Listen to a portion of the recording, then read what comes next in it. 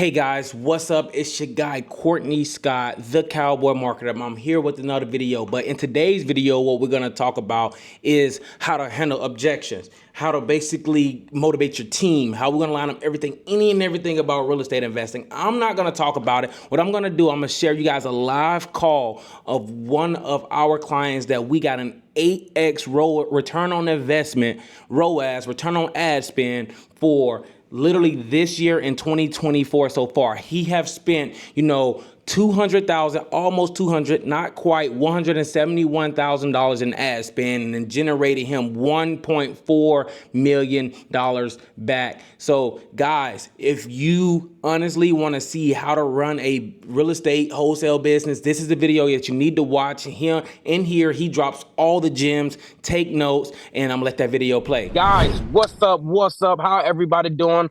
How everybody feeling? I hope they feeling as good as they look. I look directly at Mia for that because she hate when I say that.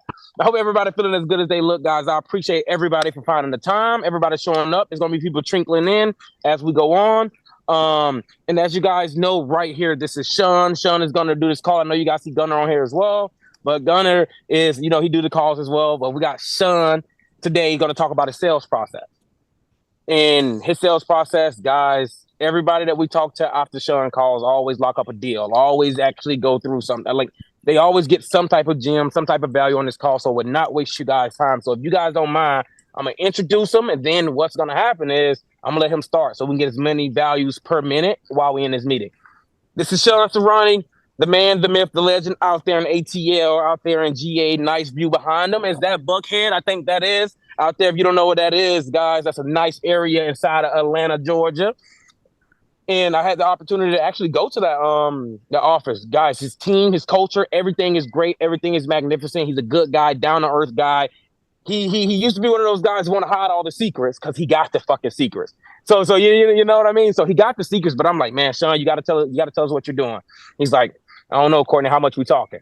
And then we talked over prices, and he's like, all right. Then Shawn in sales want to freaking negotiate again and keep on negotiating because he know the type of value he dropped. So guys, I want you guys to take as much value as you guys possibly can to make sure that you guys are getting served, making sure what's important to you right now, what you need to know from him. He's doing tons of deals. I think he sent me a screenshot flexing, as always. 53 deals last month under contract.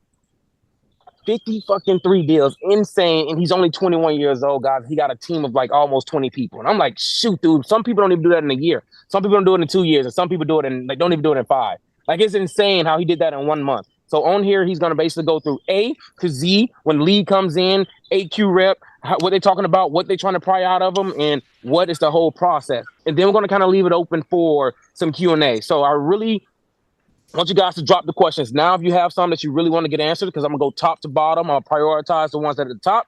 So ask your questions and ask them quick. But also, if you have a question, don't just speak up and say, oh, yeah, why are you getting that information from him? Just drop it in the chat, and I'll go over it later so we can have more time so he can produce values per minute. This call is how can we get a lot of sound bites from this guy, Shawn, today?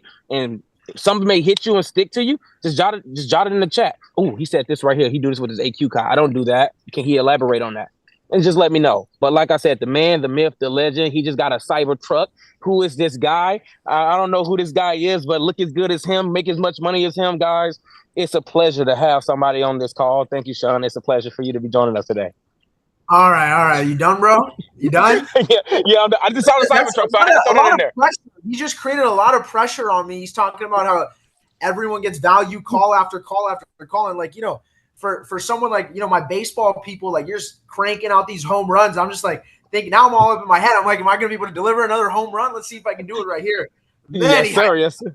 Hey, Courtney's a professional hype man. That's his backup. His plan B if this marketing thing doesn't keep going the way it's going right now. Yes, sir. Pleasure to be back with everyone here. Courtney and I go back, been using his services for a little over a year now, I think. And, it like I tell everyone this, I've never, ever, before I met Courtney, I'd never, ever referred a single real estate marketing software, anything ever. I met Courtney. Courtney genuinely changed my business. I went and I worked with all the big PPL providers, all the big managed ads providers, all the guys you could think of that pitch PPC, Google, and Facebook advertising in the real estate industry. I worked with all of them. Some were okay. A lot of them were just genuinely full of shit. They couldn't deliver results. When they did deliver results, it costed way too much money. And so the solution that I was looking for was a manageable cost per lead, right? A manageable CPL to be able to achieve the volume and the scale that I wanted to be able to do inbound marketing, right? Everyone agrees that inbound marketing is the best form of marketing. The challenge that we face on a day in, day out basis is how do we scale inbound marketing? Because we know leads are expensive. I think that's where Courtney's kind of solved the issue of quantity and quality, because and this is again, me just speaking from my experience, we genuinely get quality and quantity with Courtney. And he's very on top of making sure that our CPLs are as low as possible. But more importantly than the CPLs, that our cost per contracts and our cost per deals are as low as possible. And so that's something that I had to learn. I just want to start right there. All of us, when we're in the marketing phase of our businesses, looking and diagnosing our marketing, we're always looking at this thing called CPL, right? Cost per lead. And Courtney got me out of that mindset and really put me into a mindset that I just want to share with everyone real quick before I dive into my sales process, is that, Shawn, it's great to continuously look at your CPL, right? And you want a cheaper cost per lead. You want a cheaper cost per lead, right? Because you feel like, hey, if you get more leads, you have a better chance of closing out a deal. And so we went back and looked at, hey, here's what our CPL is. And here's what Courtney said, look at what your cost per contract is, right? And so when we looked at it, what we realized is that, hey, cost per lead is great, but it doesn't mean anything if you're getting a bunch of leads for cheap and they're not converting into dollars in the bank account, right? And so I encourage everyone on this call real quick, hey, let's shift our focus from just looking at CPL and cost per lead, and make sure you guys are also looking at the KPIs of, hey, here's my cost per contract, and here's my cost per deal, and here's my average deal size that I'm getting. And so now hey, if my average cost per deal is X amount, and hey, every deal produces Y amount, now you're able to accurately track what your cash on cash return is. And at the end of the day, some of us say we're real estate investors in this industry. Well, to be an investor, it's very important to understand your cash on cash return. So I think that's one thing that, a lot of people need to kind of focus up on a little bit more. Instead of just being super hyper focused on CPLs and cost per leads, let's also take a look at what your cost per contract is, what your cost per deal is. That way you can accurately and effectively actually track your business. And hey, every time I get 10 contracts, I'm getting paid this much, because I know what my contract to close rate is, and I know what my average close deal is, right? So I think it's going in deeper about what your business metrics look like, and not just focusing on the shiny buzzwords on top that people, say they care about, like CPLs, right? But without further ado, I'll just jump in kind of in our sales process. So like Courtney said, we got a whole office of sales in our office here in Atlanta. How our process works is very simple.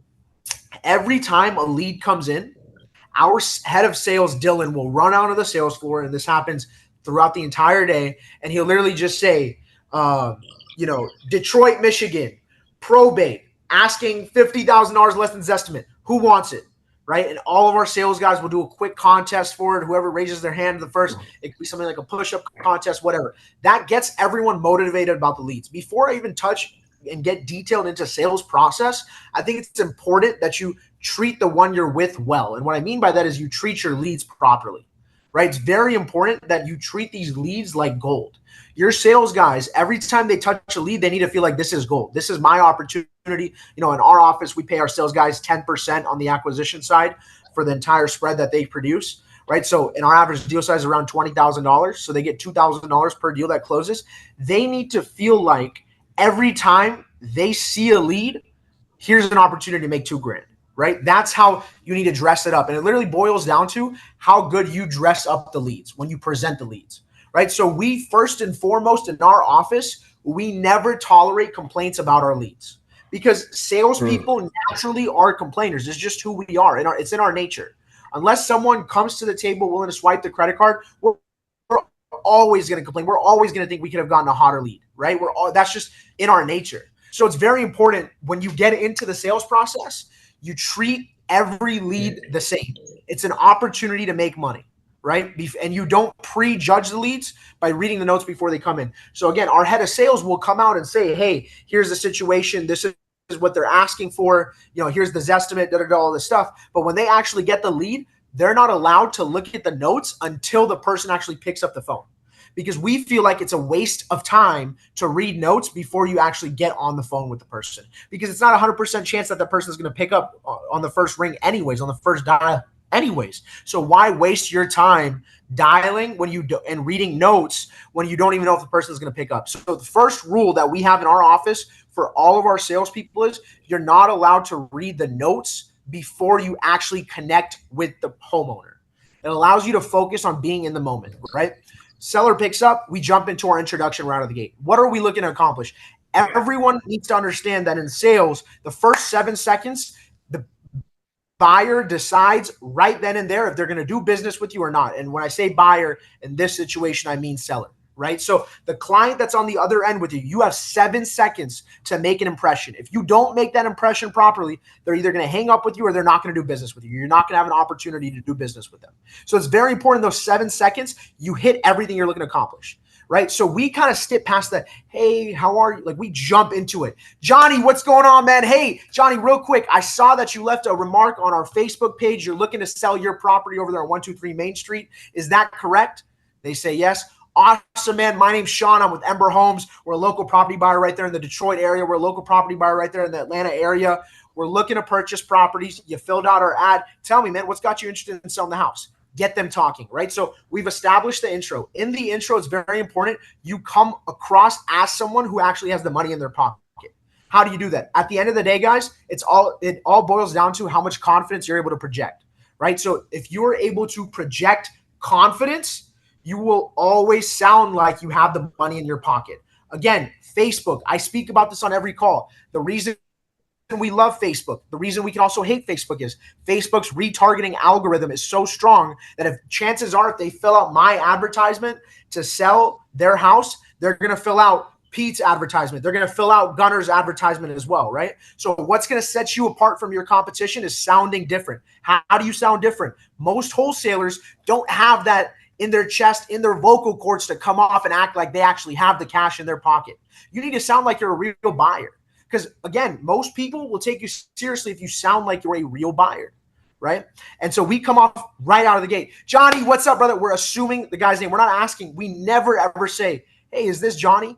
The less yes or no questions you give people in your sales process, the longer chance you have of being able to stay on the phone with people. And the longer you stay on the phone with someone, the more likely they are to do business with you. Can we all agree the more time or money you invest into something, the more you want to see it through? If that's correct, then the whole name of the game needs to be to have good, lengthy conversations. A lot of people where they go wrong is you want to have a 2-minute, 3-minute, 4-minute, 5-minute conversation with these people and want to talk about, just making an offer on the house. They say no and you hang up the phone. There has to be a process to this game. You can't ask a bunch of yes or no questions, because the more times they say no, the more times they're getting checked out and disconnected. And we all agree that on this call, we all agree that the more time and the more money you invest into something, the more you want to see it through. So if that's the case, this is what it takes. Again, not asking yes or no questions. We're not getting on the phone and saying, hey, is this Courtney? We're saying, Courtney, what's going on, man? Hey, this is Shawn. You filled out our ad on Facebook looking to sell your property on 123 Main Street. Tell me, man, what's got you interested in selling? Right? Looks like you're, downgrading, or hey, looks like, whatever the reason is on the leads. At that point, you can check it real quick if you need to. We don't even care about it, right? All we care about, and I say this as well, before we even really got deep into the marketing world, where we really focused up and tuned in our marketing, dialed in our marketing, for us, a lead was literally anybody who owned a house. We didn't care if you were interested in a cash offer or any of that stuff. Our sales guys hit anybody that we knew owned a property, and we went through the whole process of asking them, hey, are you interested in the whole sales pitch? Now we have this luxury where at least we know when we get on the phone with people that they are somewhat interested in selling their house. The level can be anywhere from 0 to 10, right? But we at least know, hey, we're talking to someone who has an interest in selling their property. So we don't focus a lot of time looking at the notes. We jump into it. We assume we know who we're talking to, and we come off as if they know who we are as well. Right? So, hey, yeah, it's Shawn. My little brother uses a great tactic as well that everyone should be using. My brother, on every call, when he does his pitch, my brother's 18 years old. He's got right now for the month, for the month of June, he's sitting at 11 contracts for the month of June. He's leading the company. Chris and Eddie are right behind him at 6 apiece. He's 18 years old. Here's what he does on all of his calls when he gets into it. He goes, yeah, Mr. Jones, hey, real quick, did you fill out our Facebook ad or did you see one of our billboards? Right? We don't have any billboards, right? But he says it on every call. And I kid you not, people say, oh, yeah, I saw your billboard. Okay, it happens time and time again. What are you doing? You're establishing the credibility, guys. You have to sound different. You have to sound like you have the money in your pocket to purchase this home, right? How do you do that? Again, being confident when you go into the call. We get people all the time saying, hey, yeah, I saw your billboard, right? And it's like, we don't have any billboards, right? And so, again, that's the intro. You go into it, you build that impression that you're a professional, you do this full time for a living, and you're serious about making an offer to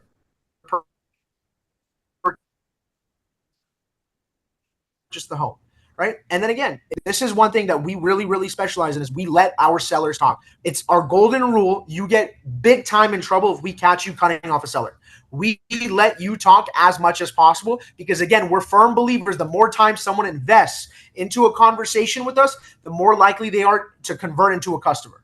So we want you to talk. So we hear the whole story, what's got them interested in selling, what's going on in the family, the whole 9 yards, right? We listen to the whole thing. Then we jump into, we tell them, well, Mr. James, have you thought about this? Have you thought about that? We're playing kind of like this therapist. We truly look at our acquisitions, guys, as kind of therapists. We're going through a therapy session with some of these sellers, right? Once that therapy session is out of the way, where we're establishing the rapport, what we're doing in that situation is we're lowering the seller's guard down, right? We're not jumping in and just going straight into the numbers. We never once said, well, tell me, what are you looking to get for it? Oh, you're looking for that much? Well, I can only offer you this much. We're not doing that. We present ourselves, we explain who we are, and then we just jump in, hey, tell me more. And you sit back, right? They should be able to feel your body language over the phone, right? So when you say, hey, tell me more, just sit back, let them talk. Let them explain to you what's going on. They themselves will tell you what the condition is. Hell, they themselves will tell you how much they want for the property. They'll tell you everything if you just let them talk. Most people just need people to talk to at the end of the day, right? So let them talk, get it all out. Then after that's done, in that time frame, we're establishing rapport, right? So they're telling you, hey, we're downgrading. We're saying things like, okay, you're downgrading. The kids moved out of the house. Hey, right over there, that's North Gwinnett High School, right? Is that where your kids went to school? They're like, yep. Like, no kidding. I went to school over there as well, right? So we're establishing that road. Again, I tell everyone this. If we get to find out you're a Democrat, we're the biggest Joe Biden supporters on the planet. We're the biggest Donald Trump supporters on the planet. Because at the end of the day, it's all about rapport. People buy from people they like. Again, I'm telling you guys this stuff because it really is true. You got to set a right impression. If the people trust you and they know you're serious in the beginning, they'll actually listen to you on the call. Okay. If you let them invest their time into the conversation, they're more likely to do business with you. And most importantly, if they like you, that just is the cherry on top, right? So it's very important you find anything you can to establish that rapport. Even if it's something as small as, and this is where what our sales guys do, every time we are looking at a property and we're on the phone with those sellers, we got Google Maps open on another page, right? We're looking at where that house is in relation to the closest grocery store or to the closest, whatever mall or whatever, right? You're zooming out, right? My Georgia guys, Gunner's on this call, right? I'll zoom out. I'm looking at a property in Surani. I'll be like, oh, you must love going to Mall of Georgia over there, right? Or you must be on Lake Lanier all the time on the weekends, right? And they're like, yeah. And I'm like, that's where I grew up. And now you're establishing this relationship where they feel like they know you and they feel like you're a friend, right? And you could know nothing about it. All you have to do is open up Google Maps and say, okay, here's the nearest lake. Here's the nearest mall. Here's the nearest this. And now you're just, you're like, oh, you must shop over there. Or you must do this. They genuinely feel like they're talking to someone in their community. I don't know about you guys, but when I talk to someone who grew up in my town or in my community, automatically there's a little bit of a trust factor established right there, right? It just gives you added credibility. This guy knows what he's talking about, right? A lot of sellers have some distrust, and there's this thing about the hedge funds buying up all the houses and BlackRock buying up all the houses. Coming on and delivering this level of rapport where you're telling people, hey, this shopping center or this lake or whatever, it shows that, hey, I'm a local guy. I grew up in the same area. I'm serious about buying the house. I went to school in the area. You're establishing this rapport where now this person's not going to feel like, what most people feel like when a telemarketer calls them. It's like, this guy's going to fuck me over or scam me. That's what people feel when you get on the phone with them. You're doing this thing called phone sales. Guys, the reality is 99% of people that pick up the phone and are trying to sell stuff are scammers, right? So right before you call, somebody just called them trying to get their social security number. How do you get that guard down? You got to let them talk. You got to establish yourself as a professional in the first 7 seconds of the call. And most importantly, after they get done telling you the story, the rapport has to come into play. And guys, nothing beats rapport like showing up and saying, hey, I'm familiar with the local area. I went to school there. I shop over there. Nothing beats that at all. Then we go into it. We hit him with our signature line. Mr. Seller, look, my goal on this call is to see if you qualify for us to purchase the property from you. Our company, we purchase around 40 to 50 properties a month. We don't have unlimited money. We're not like some of these big hedge fund guys. We stick to our niche. We purchase, 40 to 50 properties in the local, and then insert whatever market they're in, right? Detroit market, Atlanta market, wherever it may be, right? We purchase 40 to 50 properties in the local Atlanta market. We stick to what we know, and that's what we specialize in. And again, so my goal is, and I appreciate all the information you just gave me on this call. All I'm trying to do is see if your property qualifies for us to purchase. I'm going to take all this information back that you and I speak about, go back to my underwriters, and see what I can kind of come up with for an offer. Does that make sense? Right? Again, Mr. Seller, I can only be as fair with you as the market is with me. This is our number one trademark line. We use it on every call because sellers love to say, well, you're lowballing me, all this stuff. We tell them straight up, Mr. Seller, I can only be as fair with you as the market is with me, right? I'm never the lowest priced offer in the neighborhood. You understand I'm an investor. I have to make a little bit of money, but I'm going to be fair with you and pay you what the property is worth.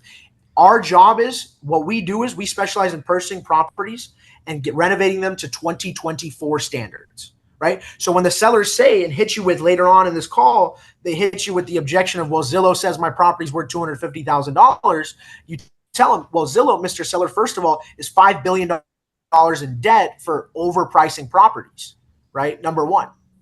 Number two, try selling your house to Zillow. They won't buy it from you even if you sell it to them for $180,000.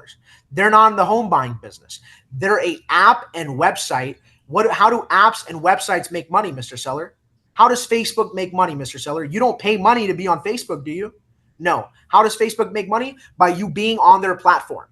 So, of course, if a business's main monetization way to make money is by you being on their platform, they're going to tell you your house is worth X amount, super, super high. So you keep coming back to their platform to see what the property is worth. But that's not the case, Mr. Seller. Also, the way Zillow evaluates properties is very generic. They just take anything within a 5-mile radius, any property, whether it's new builds or homes that are 100 years old, stick all of them together and come up with an average. That's not an accurate way to price properties. What I'm going to do, Mr. Seller, is I pay what 2024 market standards would be. So let me ask you something, Mr. Seller. Is your fridge brand new? Are your appliances brand new? When was the last time you changed the floors? Right? So this is where you go into what the car dealer business does is when you bring a car to a car dealership and you ask them for an offer for a trade-in, what does the car dealer do? They will walk around the car, say, it's got a ding right there. I'm going to have to buff that out. Those tires don't look new. Those tires look like they're going bald. I'm going to have to replace the tires. Is that squeaking? I hear from the brakes. I'm going to have to change the brakes. Right? So this is where you politely start talking down the house. You tell them, Mr. Seller, the price that I'm going to pay you is based on 2024 market conditions. So I'm going to pay you what it's worth minus all the renovations I'm going to have to do to get it into its 2024 standards. Does that make sense? And we always say, does that make sense? Because the more yeses, the more okays they're giving us, the closer we're getting to the deal being closed, right? You guys need to do whatever you can. Manipulate this conversation whichever way you can to get as many yeses out of someone as possible. This is psychology 101. The more yeses you hear, the closer you're getting to the deal being closed.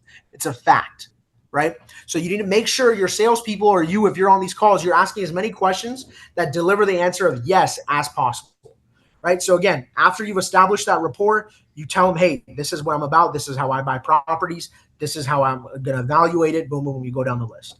Then you go into your underwriting stage. Now here, usually I'm already underwriting the deal while they're going through the story. This is one thing I failed to mention earlier. While they're going through this whole story about why they're looking to sell the house and I'm asking these questions, in the background, I'm comping the property. One thing, again, this will get you literally kicked off our sales floor, is if you're comping properties before the person even picks up the phone. We never, ever comp a deal before we make contact with the seller, ever. You will literally get kicked out of our company if you do that. It's the biggest waste of time, period. Right? So again, while the seller's giving us the whole story, we're comping out the entire property. Again, we do this in a high volume, guys. Our company makes double-digit offers on a daily basis. Every acquisitions guy on our floor, and we're going to touch on this towards the Q&A side, has to make a bare minimum of 6 offers on properties on a daily basis. We have 7 people on our acquisitions team right now. We're making close to 50 offers daily on properties, which is why we're doing like 2 to 3 contracts a day right now, including weekends. Right. And so when you're playing at that level, it's very important that you have this process down pat and you're not, most importantly, wasting time comping deals before you even made it to the point to discuss numbers. Now, when you get into it, a lot of people like to just blurt out offers. Hey, Mr. Seller, I spoke it over with my underwriters. We can pay you $150,000 cash for the property.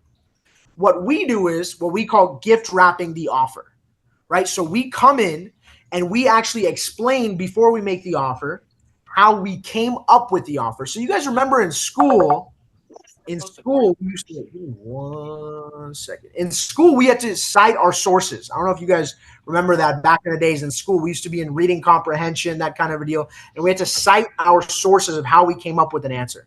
So it's the same process when we're making these offers. We tell the sellers how we came up with the offer, right? So we say, hey, Mr. Seller, here's what our offer is going to consist of. We're going to be able to take care of 100% of the closing costs, pay for all the legal fees, title fees, escrow fees, etc. And on top of that, we're actually going to be able to pay for your moving expenses up to 100 miles as well. So it's a full package you're getting with me, Mr. Seller. I'm going to cover the A to Z. I'm the only guy you're going to talk to, and the number you and I agree to is the exact number you walk away with at closing. You're not going to pay any fees at all, right? So the exact number you and I agree to is the net number you're walking away with. Does that make sense? And they're going to say yes. Perfect. So, Mr. Seller, are you familiar with 123 Apple Street? If you just walk out on your front porch and you throw a rock, you probably hit their front door. They're that close to you. That property sold for $150,000. Now, that's sold on market. Mr. Seller, are you familiar with a listing price versus walk-away price? No, I'm not. What do you mean by that? Well, let me explain.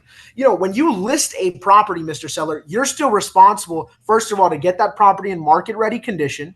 Then you have to pay a listing agent. Then you have to pay a buyer's agent. Then you have to wait 3 to 6 months because it looks like the average days on market in your market is actually 78 days, Mr. Seller. So you're going to have to wait around, on average, 78 days. And you're going to have to let people walk through the house during that 78 days at any given point on call. You're going to basically become a slave to your home, right? And so, Mr. Seller, what I'm going to be able to do is eliminate all of that. Like I said, your neighbor just sold for $150,000, right? That takes care of this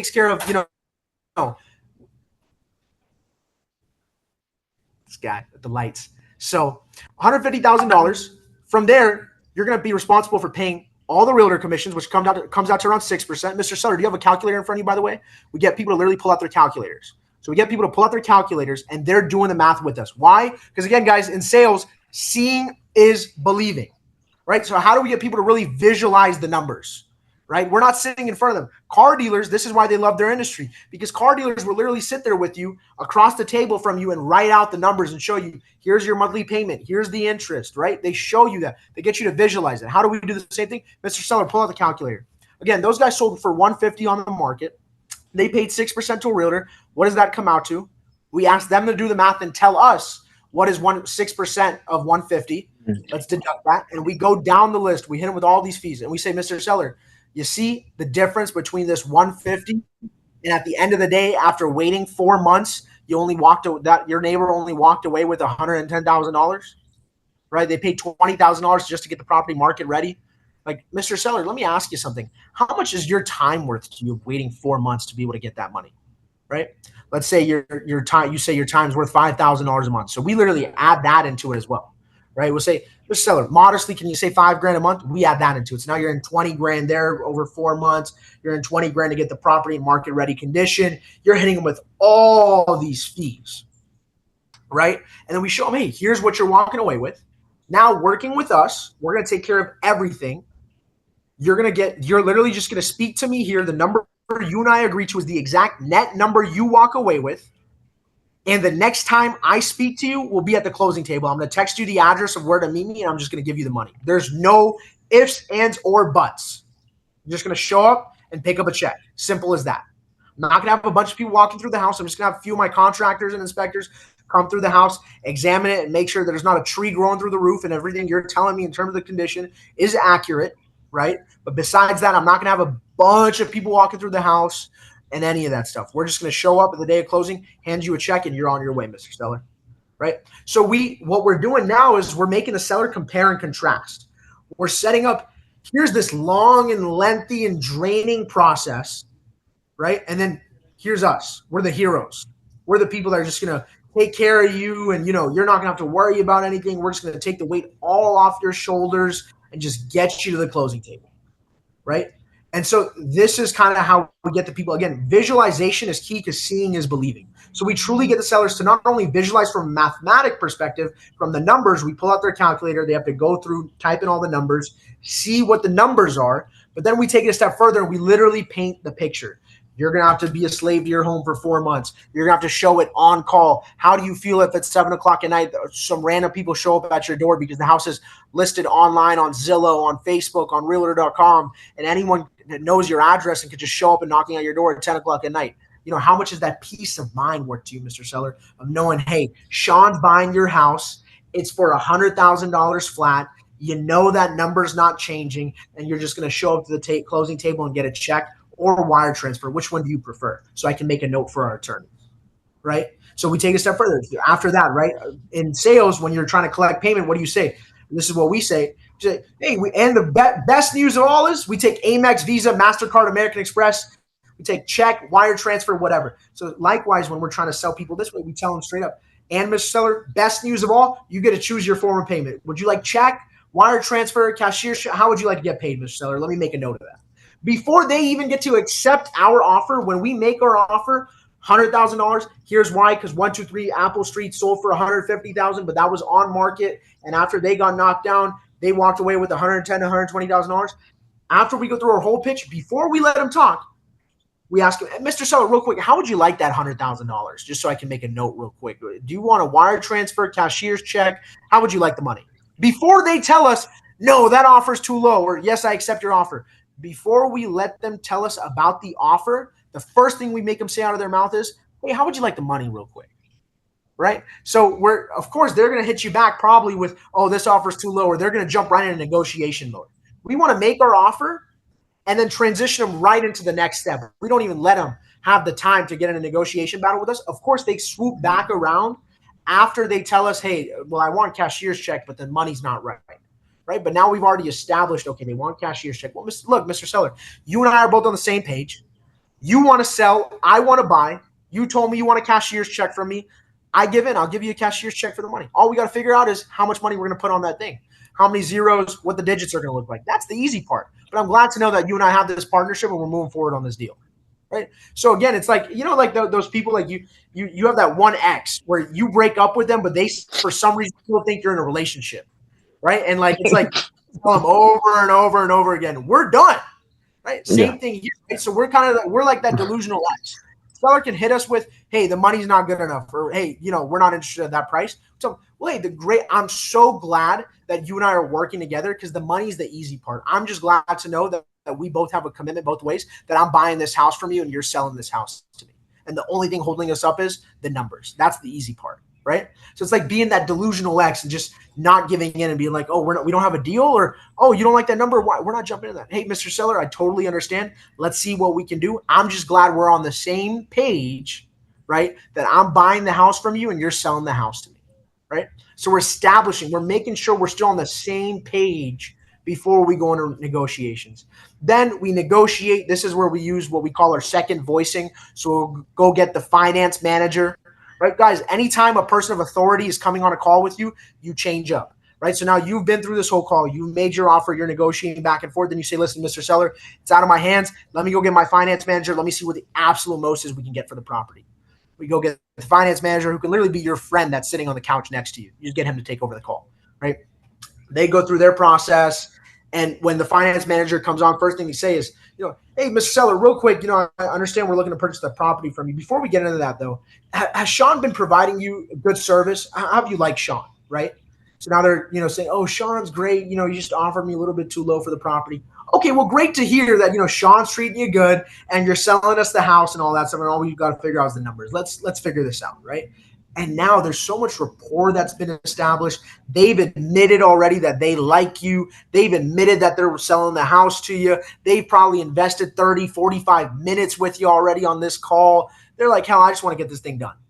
And by the end of the call, guys, these guys break down and we get them to sign the paper. And again, we don't take them off the phone. We tell them straight up, hey, it's company policy to send you the contract and just review it for you just to make sure you don't have any questions. So we don't pressure them into, hey, you got to sign. We tell them, hey, we just want to go over the contract.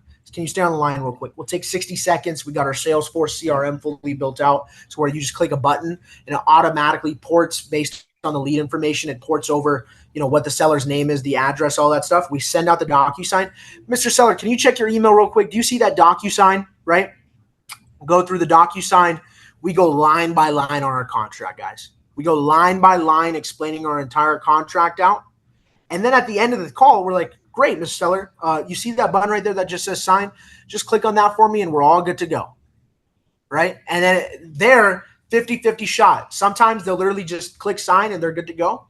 50% of the time they'll be like, no, I need to think about it. I need to speak to my attorneys. We tell them, hey, no problem. Listen, we don't have an unlimited amount of money. When I send a contract out to you, I'm committing to spending that money. Right? So with that being said, I pay interest on my money and I can't have my money hanging out there for super, super long. Do you mind if we reconvene in a few hours just because I need to know if I'm purchasing this house or another property? Now you're building that sense of urgency. If you don't get them to sign on the call, which we do a really good job of getting them to sign on the actual call. If you don't get them to sign on the actual call, here's how you establish and build that sense of urgency. You tell them straight up, Mr. Seller, full disclosure and transparency. We pick up our money on interest. Anytime I send a contract out, that's my commitment to you that we are purchasing the property for X amount and I'm reserving that money to the side. In fairness to others and to myself, is it okay if we reconvene in a few hours just so I'm not losing money waiting for a response from you? Right? They're like, yeah, totally. We get back on the phone in a few hours and we basically close the deal from there. We offboard, right? So we go into next steps. Hey, Ms. Seller, we got our TC. Her name's Aisha. She's going to be reaching out to you with the next steps. She's going to be holding your hand through the entire process, making sure you're getting that red carpet service and getting you to the closing table. If you have any questions, you're more than welcome to reach out to me or Aisha 24 hours a day. We're at your service, right? Offboard them and we're good to go. And that's kind of our A to Z from when a lead comes in, how we treat the lead, what our intro looks like, what our sales process looks like. Again, guys, citing your sources and gift wrapping your offer. 2 keys right there that I'm giving you guys. Always cite the source. Guys, what's the first thing we ask people most of the time? Why? Right? That's the first thing we ask people, right? Anytime someone tells us something, we say why, right? Your kids, what do they say when you tell them to do something? Why? Before they have a chance to ask you why or get upset that you just lowballed them with your offer, tell them why. Tell them that this house sold for X amount or Y house sold for X amount. Because the reality is, guys, in our business, if you go out within a mile radius and you go out 6 months, chances are you're never the lowest priced offer. There's always going to be a house that sold for less than what your offer is. That's just at least how we run our business. And so with that being said, that gives us total leverage because we can literally say, hey, Mr. Seller, if you don't believe me, here's the address. Go drive by the house. This house sold for X amount. How do you want me to pay you Y for this property when this property sold for X amount, right? And so, again, just being rational with them. But again, you have to be one step ahead. Before they have the opportunity to ask why or before they have the opportunity to get upset with you about your offer, you need to be proactive enough to tell them exactly why. And then when you make that offer, it's very important that you gift wrap the offer. It's not just $100,000 for the house. Here's everything else you're getting with the house, right? You're getting the premium package, right? In cars, you're getting the premium package. You're getting the unlimited car washes. You're getting all this stuff. It makes the seller more likely to do business with you, right? So that's kind of my sales pitch. And then again, from there, we kind of offboard it to our TC. Our TC kind of takes over and we take it over from there. Let's freaking go. Shawn, that was a lot. That was a mouthful. I even took notes. I literally got my laptop pulled up right next to me. I took a lot of notes. Thank you so much. I had a lot of fire emojis. I had a lot of gems. I had a lot of things dropped in the chat on my side. You just couldn't see it, but man, people loved it. They asked him, hey, you're going to have the script available. Just call, record it. They love everything that you was dropping there. That was a lot. I know you kind of just gave us a lot right there, but it's going to take a little while to process. Guys, this call will be recorded. You can always go back over and look at this call. But guys, everything he said, 53 deals last month. No lie. He sent it to me all the time. And I'm not the type to tell you guys no tell, but he's not either. He just got on the call with Robert and literally just talked about his whole process, how he made it. This guy's legit. So what he said, I know it probably stuck out to some of you guys in the process, or his objection handling, or his intro phase of therapy, things like that kind of switches perspectives. And I know with me, it's this is how I normally consume information. I normally consume something that's relevant to me right now in this exact moment. So I like right now, I'm like, man, dude, I would have had that seller right there if I would have used that. Or, fuck, dude, that was kind of nice. I should have passed it off to my wife. I should have passed it off to my husband and let him say something and act like he was more of authority. Little things like that sticks with me in that exact moment of where I'm messing, when I need it, when it's relevant towards me. So, guys, now we're going to open it up for Q&A to see what he said. You can probe on it, or you guys can either come in and say, drop it in the chat if you don't want to kind of ask the questions, but we want to just keep it more of that high level because he's doing 53 deals a month. I want to keep it at high level of how we can be able to make sure everybody on this call is served. Because everybody on this call, they make some money doing deals and everybody closing at the highest level possible. So it's one of those meetings where it's like high net worth individuals are here. There's some guys in here that's doing deals, have portfolios of 300, like 300 units, commercial buildings, and such a Shawn on himself. So guys, let's make sure we ask some really good thought-provoked question that'll help you guys out. I'm gonna drop some links in the chat if you guys want to check out some of his other stuff on YouTube while you guys drop the questions. But as of right now, first question I had from Luke, literally when I said drop the questions, he dropped the question in here instantly. He's like, I'm gonna get my question answered. All right, so he definitely want to see how your CRM is set up, how do you set it up, and how they can do exactly the same. And I know we spoke about this earlier, Luke, because I had a call with you and I said that's what we're gonna go over. So as we hopped on 10 minutes, 15 minutes before with Shawn, and Shawn was like, man, dude, it's probably got to be more of a private meeting with someone like with some clients that actually want to see it, because here's what's gonna happen. If he pulled it up right now, you're gonna see all his leads.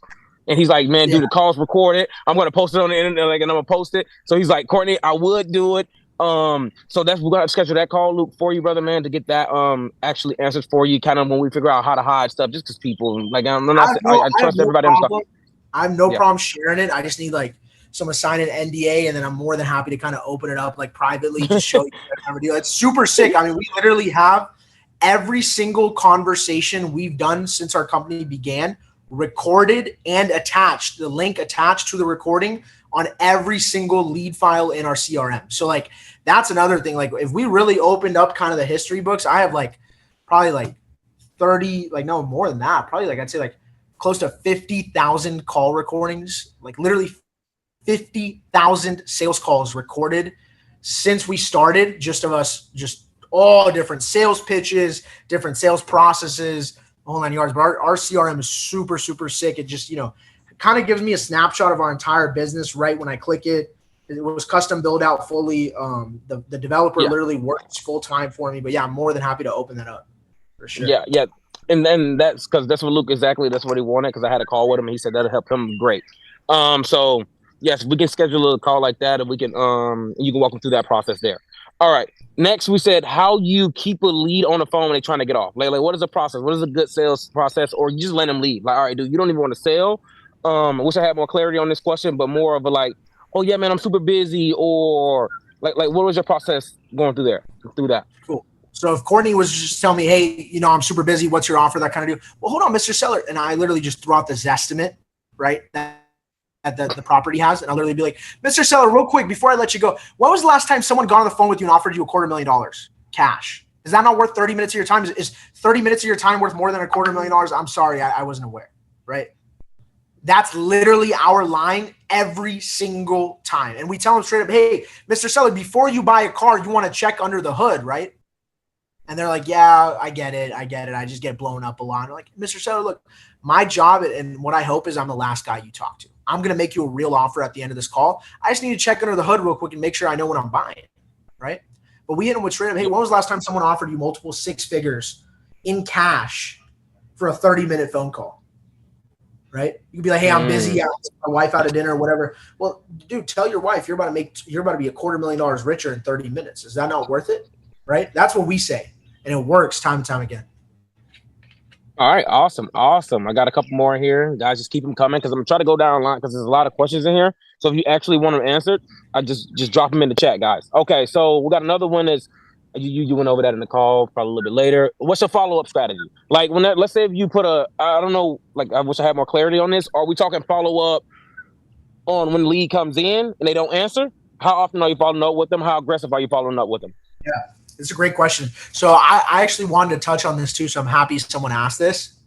When a lead comes into our system, I've gone on calls with a lot of people. They call the lead once, they call the lead twice. Guys, in our company, until a lead does not pick up the phone, it is classified as a brand new lead and it gets hit every single day. After about 10-ish days, it'll go to our follow-up specialist department where we got around 5 virtual assistants right now. And it's their full-time job to reheat leads and get in contact with leads that we have not yet been able to get into contact with. But for the first 10 days of a lead coming into our system, until they answer, we're calling them on the first day like 10 times in a day. Like Dylan just out of this, our head of sales, we're doing 4 sets of 2 double calls every single day for like the first 72 hours. We're calling, we're leaving voicemails, we're texting. If we get blocked, we're calling off another phone until you verbally tell us to F off or I'm not interested in selling my house. We're blowing you up.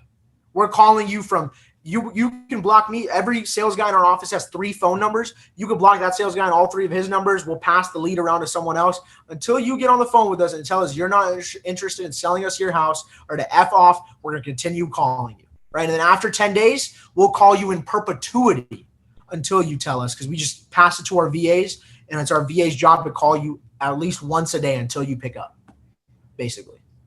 All right. Awesome. Somebody said, literally, hey, man, you need me to sign an NDA to see that CRM? I'll sign it right now. Because he said it's super helpful. But then the next person said, how much time do you give a seller to sign the contract before you call? Like after that call? Like you say, hey, give you 2-3 hours because our time is money. How long you give them until you start calling them and just start bugging them pretty much, following up with them? We get a commitment before we get off the phone with them. So whatever that commitment time is, that's when we're hitting them back, right? At the longest, in terms of how long we give them, it's 24 hours. And we have what's called an acceptance clause on our contract that literally says, hey, if you don't sign by 11:59 on this date, this contract is null and void. So they know very clearly, hey, my contract literally expires after 11:59 on this date, right? So we build in a limited time only clause in every contract we send out. Okay, that's really good. Okay, so what's the best way to educate a customer on the market without sounding arrogant or imposing? Because some of the sellers you get on the phone with, man, they're like, hey, I know my house can sell for this much. It can sell for $150,000. Hey, and if you give me $120 and you put it into it, I know you can make $150,000 off of it. So you literally tell them, like, Mr. Seller, with all due respect, I do this 40 to 50 times a month. I'm very well aware of the market. Are you familiar with Zillow? And this goes into visualization again. I have no problem with them pulling up Zillow and me giving them comps. Because at the end of the day, they don't know how to comp. Let's get it straight. There's some people on this call that claim they've been in the industry for a year or two and they don't know how to comp. Okay. We know for a fact our sellers don't know how to comp. Okay. So we literally let our sellers get on the phone with us and get on Zillow, and we literally shout out addresses. We'll give them addresses and we'll be like, hey, how far is this from your house? How far is this property from your house? Let me ask you something. Does this house look nicer than your house, Mr. Seller? And be honest with me now, right? And we'll show them like a fully renovated house that only went for like, $50,000 more than their house. And we'll ask them straight up, like, how much work do you think it'll take for this house, for me to make your house look like this house? Well, 69 was based on 190, right? So now Chris' mic is open. That'd be 70, and then closing deals. Yeah, closing deals live. Yep. Okay, yeah. Yeah. Okay. He's using me as background noise. He's like, I'm sorry, there's another guy in my office. He's negotiating on another house. Hey, that's what I'm talking. Smart way of doing it. Is that what you do? Because I had that question, though, son. So that was kind of interesting you brought that up. Because your guys sit so close to each other in the office. Yeah. Okay, so they'll say that. Okay, that's nice. Oh yeah, we let everyone know. Hey, we're in an office. We buy houses full time. You're going to hear a lot of background noise. I mean, we got speakers in our ceilings, right? So we have 3 speakers that are on our sales floor in the ceiling, and we play music. The minute we walk into the office to the minute we leave, there's music blasting in our office. I mean, our neighbors complain about it. So if our neighbors from another suite hear the music, you're definitely hearing over the phone. But we tell them, hey, we just buy houses all day. The music keeps us going and lively. Right. But it's super loud in our office. I mean, we got all the sales guys just making offers on properties, and we tell them straight up, hey, we don't have, that's where that, we don't have unlimited amounts of money. You hear that guy sitting right next to me. He's negotiating on a property right now. We only get a certain amount of money on a daily basis to purchase properties. Right. Do whatever you can to build that sense of urgency. Right. Very important. Okay. So somebody asks, I don't know if you want to tell this information, you're more than welcome to. I'll let them tell it. They ask, how much are you currently spending on marketing right now? Multiple 5 figures a month. Multiple 5 figures a month. Multiple 5 figures a month. multiple. Yes, sir. I like the way you put that. Yes, he's spending a lot on advertising. That's from us, and that's from cold calling. He got his whole thing dialed in. He have an entire system, guys. Maybe that's the next one. That we can actually go over, like next call, like how you got Courtney, it out there. Real quick, I got asked, and Courtney, if you can share, we're going to share some podcast links. I just did a podcast with Investor Lift. I just did a podcast with Eric Klein. My podcast with Courtney is phenomenal. Courtney, if we can share all 3 of those links. I did. I did. One of those podcasts, I got asked a question, which was, Shawn, where do you invest your money? And the response I gave is, I invest my money back in my business. And I think this is where a lot of people go wrong is you don't even understand. You hear everyone talk about, invest back into the business, or I reinvest the money. Well, you have to be smart with where you reinvest. And this is why I'm saying it's very important that you track your KPIs. What's your cost per lead? What's your cost per contract? What's your cost per deal? Based on those numbers, at the end of each month, when you know how much profit you made, you take X percentage. For me, when I was first getting the business, good 75% of the money would get reinvested. And even when I first started with Courtney over a year ago, I would call Courtney every single month. Hey, Courtney, up the budget by a couple grand, up the budget by a couple grand, right? Up the budget by 10 grand. Then it became up the budget by 10 grand, right? And we just continued scaling. Every month I would call, hey, let's up the budget. Let's up the budget. Let's up the budget. And that's called reinvesting, right? And so you don't have to start off or think, hey, to make all this money, I have to spend a lot of money in marketing, but you have to develop a plan and a rule in the beginning and commit to yourself that, hey, I'm going to reinvest X percentage into marketing every single month, reinvest to grow the marketing budget so I can do even more deals. Hey, let's freaking go. Yeah, guys. And those are calls we had. Hey, I'm bringing on 3 new acquisition reps. I need to feed them. And he's very methodical with it. It's like, all right, if I want to have them get 3 to 5 inbound leads, exactly how much I need to be spending, what's our cost per lead right now? Okay, if our cost per lead is this amount, that means we need to up the budget by this amount, so that'll be adding on this much right here. Okay, so what if we split them into this market? So I'm like, damn. And I'm like, hold on. We literally go as deep as, hey, Courtney, what's our average? Guys, don't do this. His team will probably kill you. I did this early on. I'm not saying I do this right now. Maybe I do, maybe I don't. But we've gone as far in the past as literally saying, hey, what's our cost per lead per market we're in? And I'm like, hey, let's spend this much money here. Let's spend this much money here, right? When you get to the level where you're spending a lot of money, right, you got to be very sure about your KPIs, guys. Right? It's very important to get your KPIs dialed in. That's super. And yes, guys, literally, and just for context, guys, he's in a lot of markets. He's like, hey, he's in 6 states. Like, hey, what's our cost per lead out here? And I'm like, dude, that is really hard to track. Just for context there. But like, if you're in like one single market, we can tell your cost per lead at one single market. But Shawn, he's all over the place, and we get it to him. So the team goes above and beyond. So I thank the gals for that. And Shawn, like, to wrap it up, guys, I think KPIs is a really, really, really good place to leave it. Thank you guys so much for questions. I know I wasn't able to get to all of them, but I do appreciate everybody for joining in here today. I appreciate every last one of you guys for making time, finding time to get in here. I hope you guys actually found some gems and got some great gems. As you guys know, I tagged him a lot in my story. Look, he want to add more. Those people that didn't ask their questions, are we doing another call? Yes, sir. We're going to do another call. Yes, sir. Okay. Yes, sir. We're gonna do another call, guys. You guys are gonna get the chance to get on another call soon. I don't know if next week, but we're gonna get the chance to get on another call soon, and we will let you guys get a better head up. Nikita said he's hyped up. He's ready to keep dropping gems. I know he is. He's like, you guys want to run over? Nah, Shawn, you ain't trying to get me. See, he's really good at sales.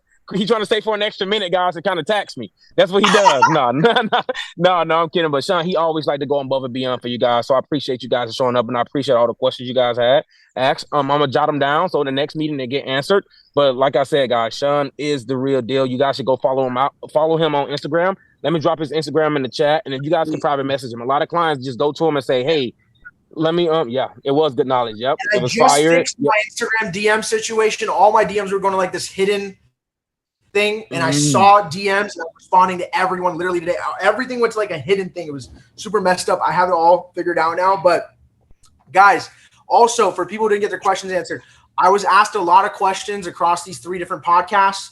Watch the podcast. If you just go on YouTube, Shawn Surani, it's my Instagram handle as well. You'll see all the podcasts come up. I did a 2-hour podcast with Investor Lift and the CEO, Robert Wensley. Got asked a ton of questions on that call. A lot of good stuff, a lot of value, no fluff, no upselling, nothing like that. Besides that, guys, keep crushing it. You're on the right path. You're on the right platform. You got the marketing already going. All we got to work on is the sales and the sales process. Also, guys, last thing I'll leave you guys with, remember this. The way you start something is the way you finish, and the way you finish is the way you start. So let's go all the way. All right, guys? Yes, sir. Yes, sir. Take care. All right, brother, man. Take care. Have a good one.